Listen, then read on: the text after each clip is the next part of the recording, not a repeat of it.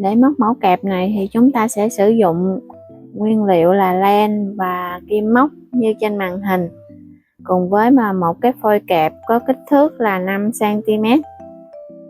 Rồi bây giờ chúng ta sẽ cùng nhau lấy kim và len và móc mẫu này nha. Phần nền kẹp mình sẽ sử dụng màu vàng và kim móc có kích thước là 2.5 mm. Chúng ta sẽ tạo dây bính đầu tiên. Mọi người quan sát cách mình tạo dây bính.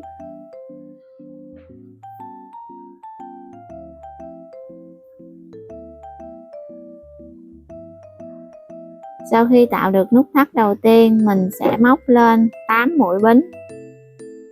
1 2 3 4 5 6 7 và 8. Hàng móc thứ nhất mình sẽ móc từ chân thứ hai tính từ kim. Chân đầu tiên, chân này là chân thứ hai và mình móc vào đây là 1 mũi đơn. Qua chân móc tiếp theo mình sẽ móc 1 mũi đơn. Cứ như vậy mình sẽ móc mỗi chân là 1 mũi cho đến hết hàng thứ nhất. Và đến cuối hàng mình sẽ có 7 mũi đơn.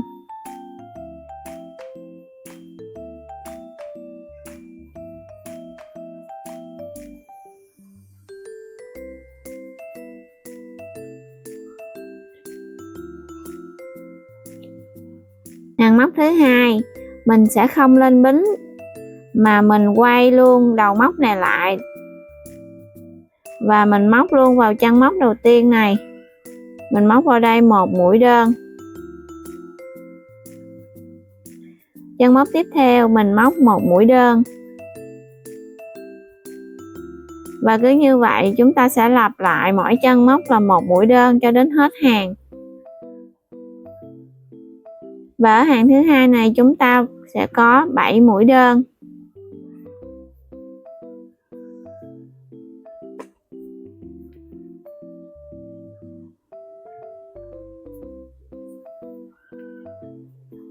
Hàng móc thứ ba chúng ta không lên bính và quay luôn cái đầu móc lại. Và mình thực hiện hàng móc thứ ba giống như cách móc của hàng móc thứ hai. Ở chân đầu tiên này mình móc vào đây 1 mũi đơn.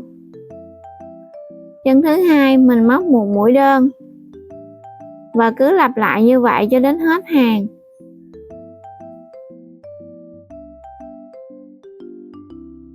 Chúng ta sẽ móc từ hàng móc thứ ba cho đến hàng móc thứ 10 bằng len màu vàng và lặp lại cách móc như vừa rồi.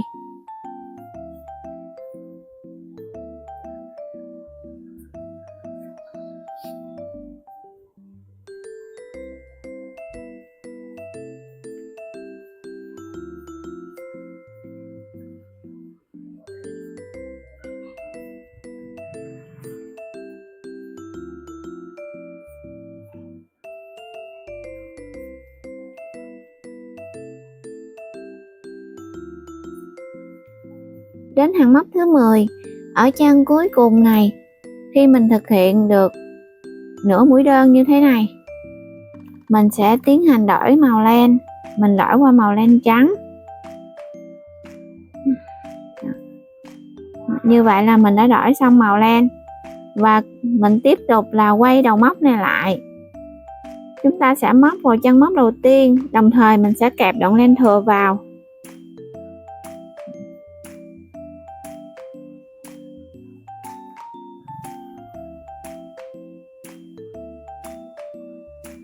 Và chúng ta thực hiện những mũi móc giống như những hàng vừa rồi. Hàng này sẽ là hàng thứ 11.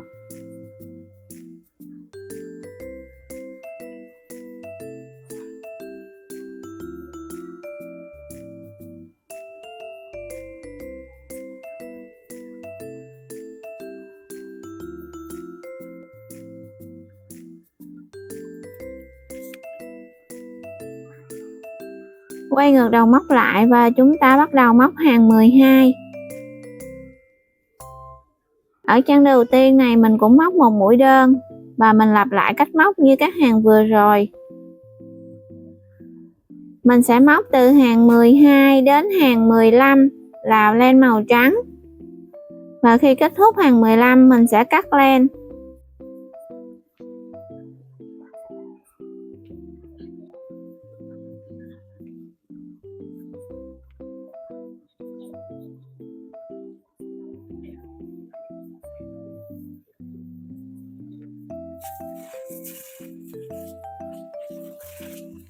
Móc hết hàng 15, mọi người sẽ ướm thử vào cái phôi kẹp mình có. Đây, mình ướm thử là vừa vặn. Nếu mà chưa đủ cái chiều dài thì các bạn có thể móc thêm một đoạn nữa. Rồi bây giờ mình sẽ cắt len.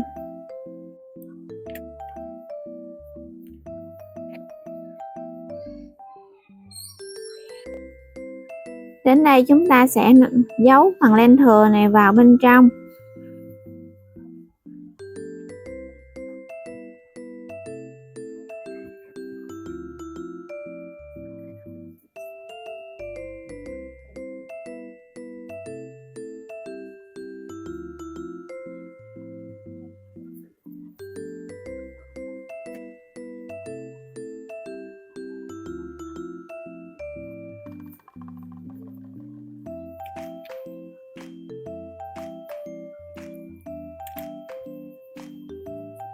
Để móc các chi tiết trang trí thì mình sử dụng len Baby Yarn và kim móc là kim có kích thước 2.0mm.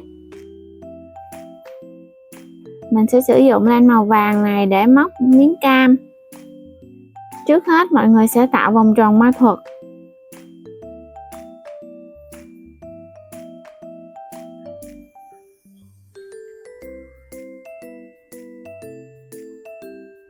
Sau khi tạo được vòng tròn ma thuật, chúng ta sẽ móc vào vòng tròn này là 7 mũi đơn. 1 2 3 4 5 6 và mũi đơn thứ 7. Mình sẽ rút vòng tròn này lại.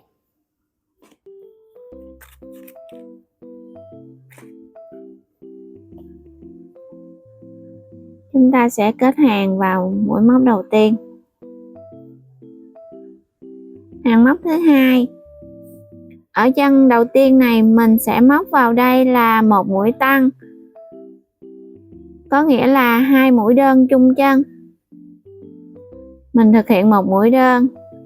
Ở chân này mình móc tiếp theo là một mũi đơn. Sau đó ở chân tiếp theo mình sẽ thực hiện một mũi tăng.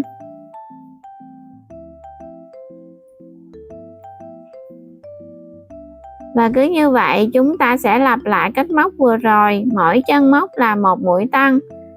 Sau khi kết thúc hàng thứ hai này chúng ta sẽ có 14 mũi đơn.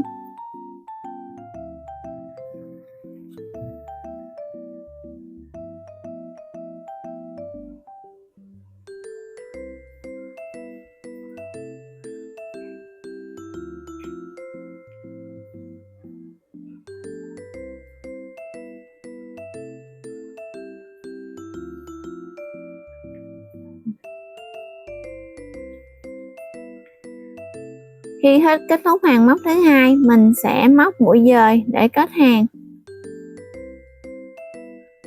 Và mình sẽ cắt len. Chúng ta dùng kim móc để kéo cái đoạn len thừa này xuống.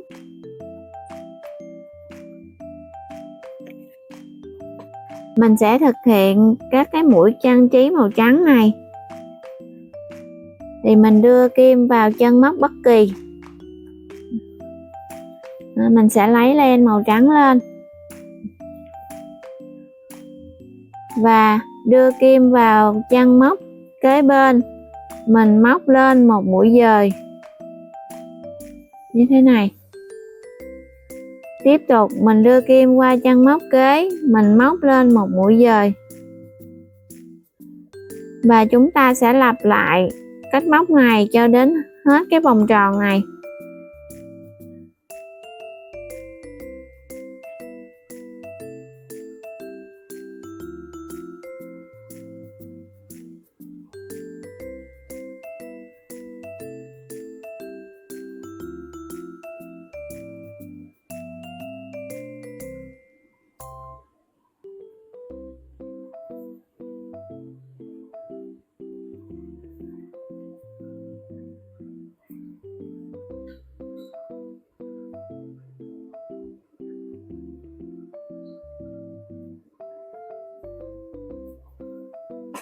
Khi móc đến chân móc cuối cùng, mình sẽ kéo len ra một đoạn và mình cắt len.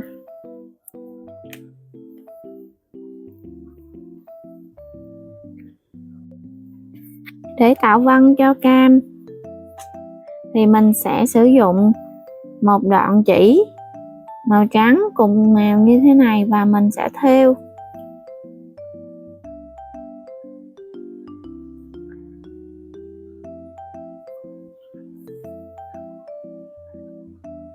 Ở đây mọi người cứ thêu tùy ý.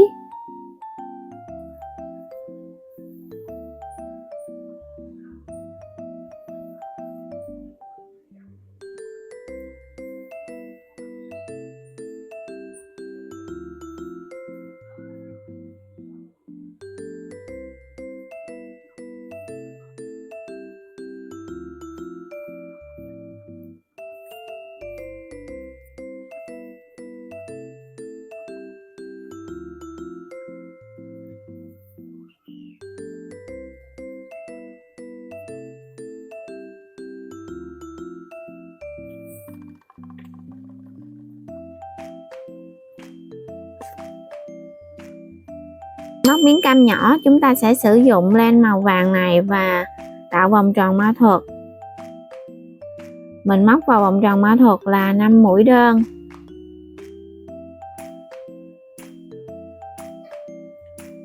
Hai, 3, 4 và 5.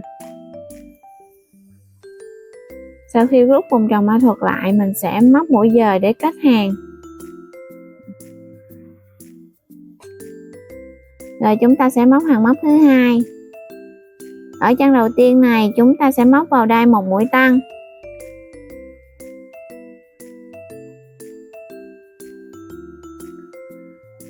Chân tiếp theo mình cũng lặp lại là một mũi tăng.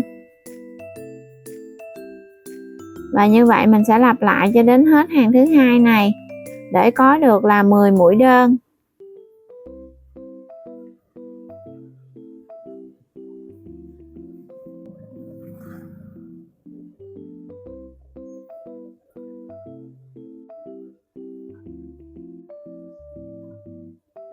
Rồi mình đã kết hàng và mình sẽ cắt len.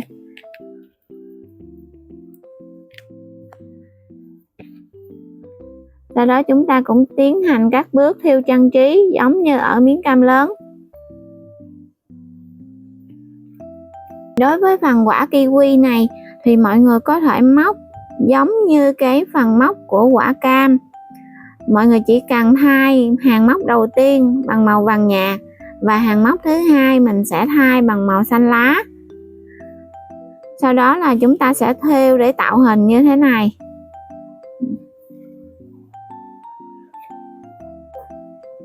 Tiếp tục là mình sẽ hướng dẫn mọi người móc quả dâu tây màu đỏ này và bông hoa trắng ha. Mình sẽ sử dụng len.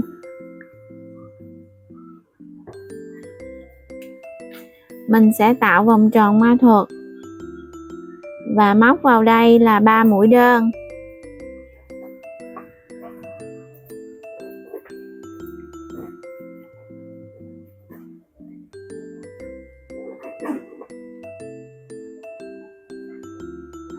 Sau đó mình rút vòng tròn này lại.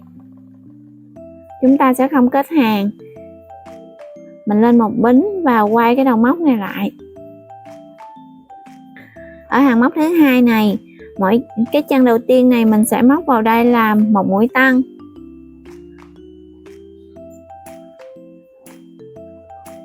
Chân kế bên mình móc một mũi đơn. Chân cuối cùng mình sẽ móc vào đây một mũi tăng.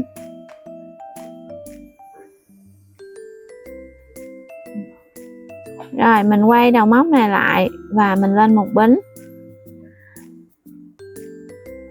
Ở hàng móc này mình sẽ móc mỗi chân là một mũi.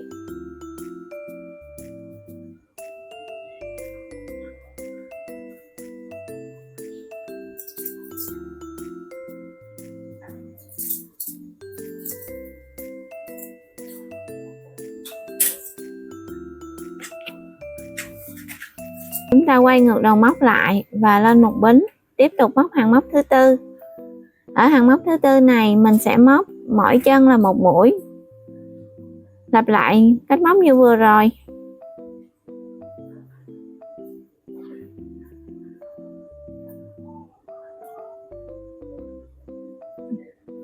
Ở hàng móc thứ năm mình quay đầu móc lại và lên một bính. Trước hết mình sẽ móc một mũi giảm.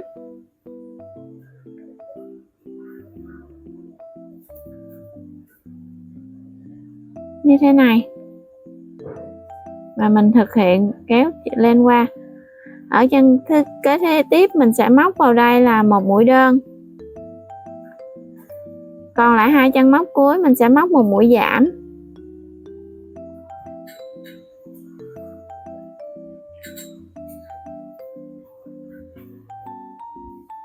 Rồi. Khi này mình sẽ móc một mũi bính để kết lại. Từ đây ở cái chân mình lên bính nè, mình sẽ móc vào đây là một mũi đơn. Mình sẽ đi một cái vòng viền quanh cái quả dâu này. Mình xuống hàng tiếp theo nè. Mình móc vào đây một mũi đơn. Mình sẽ móc vào phần lưng của chân móc. Mình qua chân thứ ba nè. Một mũi đơn. Rồi chân tiếp theo mình vẫn móc một mũi đơn.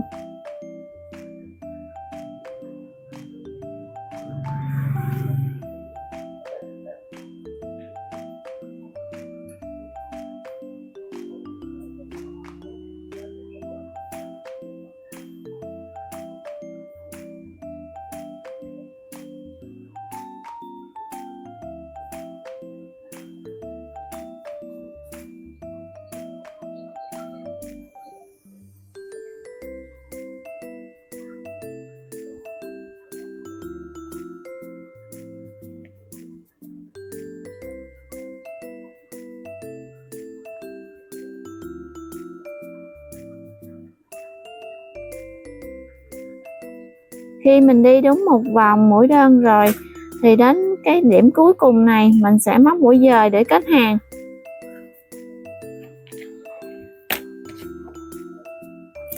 Mình sẽ cắt len đi và kéo cái đoạn len thừa này xuống phía dưới.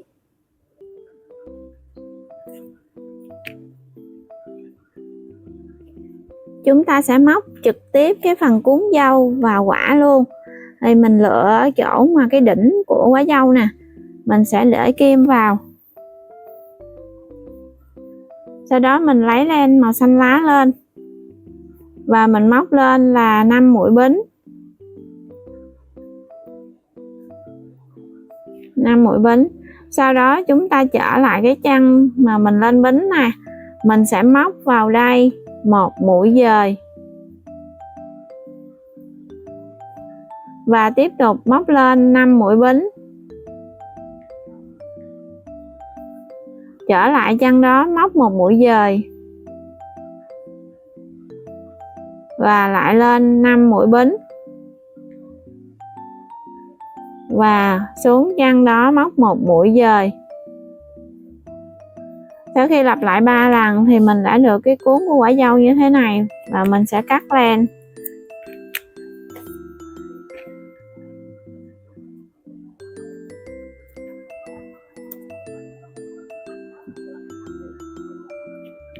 Ở đây mình cũng sẽ thêu để tạo ra những cái hạt dâu màu trắng.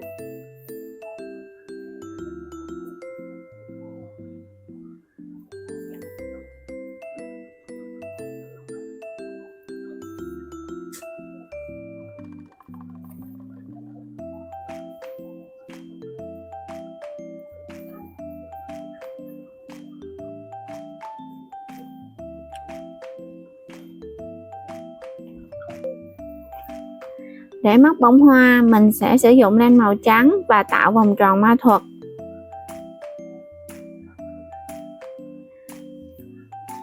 Lấy lên mũi đầu tiên.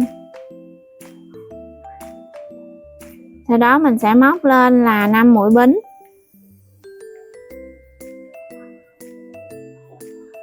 Quay xuống vòng tròn ma thuật này mình móc một mũi dời.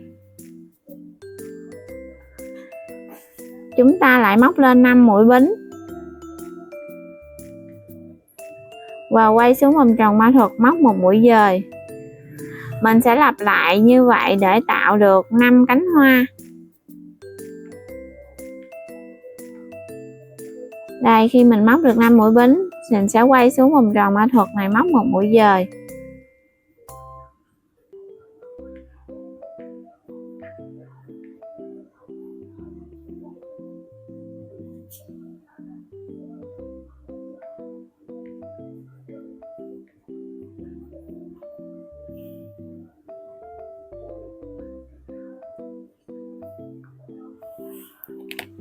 Đây, sau khi mà hoàn thành xong thì chúng ta sẽ được một bông hoa 5 cánh như thế này.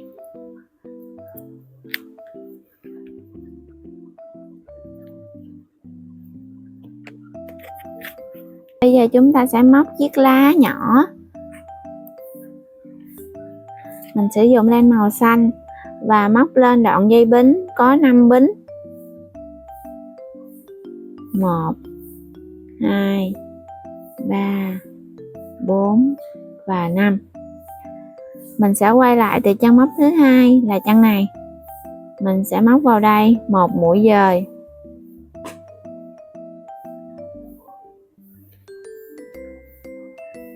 Chân móc tiếp theo mình sẽ móc một mũi nửa kép.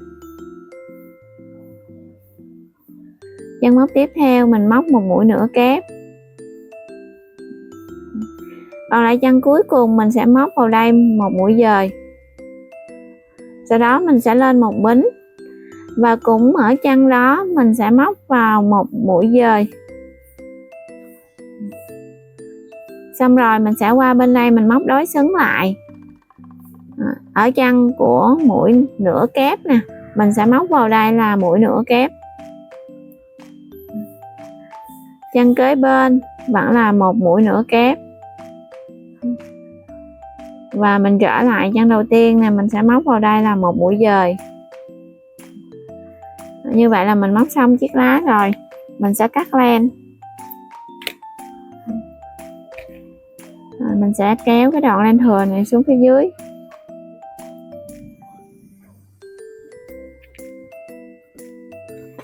Rồi bây giờ chúng ta sẽ cùng nhau dán để trang trí cho mẫu này. Ở đây là cái phôi kẹp nè. Và mình sẽ để nó lên phôi kẹp như thế này. Và mình sẽ bắn keo để dán nó.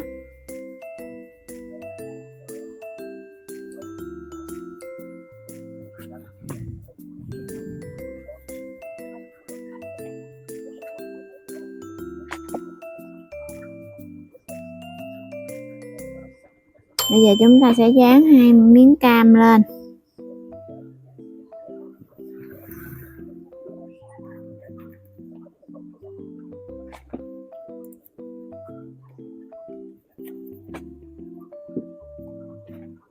Đó là mình sẽ dán phần lá nhỏ này vào ở vị trí này.